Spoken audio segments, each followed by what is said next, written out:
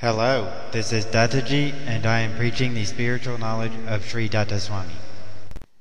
The actual meaning of moksha is liberation. Now the sense can be according to the context. Suppose somebody is in prison. For him, liberation from jail is moksha. Like that it can be used in general sense. But in spiritual knowledge, what is salvation?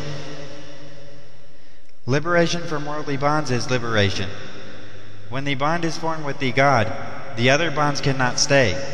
But here the point is that when the bond is formed with God, subsequently and spontaneously, the bond from the world vanishes. He is liberated from the bonds of the world as soon as the bond with God is formed. So there need not be any effort for liberation. Liberation is spontaneous consequence of attachment of yourself to God. Once the bond with God is formed, the liberation from the worldly bonds is the spontaneous consequence. It is a natural consequence. There is no need of any effort for liberation. All the effort must be put only for attachment of yourself to God. The more you are attached, the more you are liberated from the worldly bonds. So it is a natural consequence. All the effort must be put to develop the attachment to God. Devotion is directly proportional to the salvation. The more the devotion, the more will be the salvation. Now for attachment of yourself to God, the worldly bonds will disturb. So in the initial stage, some effort must be put for liberation also, so that you will get some lone atmosphere and you will avoid the disturbance so that you can hear God. While you are hearing about God, you must avoid the worldly disturbance. So get rid of the worldly bonds and put effort. After hearing, devotion is developed. Once the devotion is developed, there is no need of any effort for liberation.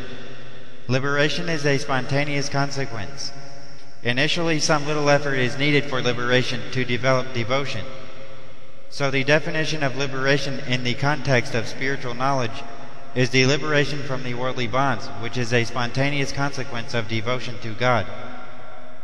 In the initial stage, before the devotion is established, before the devotion is generated, knowledge is necessary. Unless you know something about Mumbai, you will not have interest to reach Mumbai. In the initial stage of learning the details of God, hearing about God, the devotion is not generated in that stage, and little effort must be put for liberation. Once you cross that stage and devotion is generated on God, then there is no need of any effort for liberation. Liberation is a spontaneous consequence of devotion.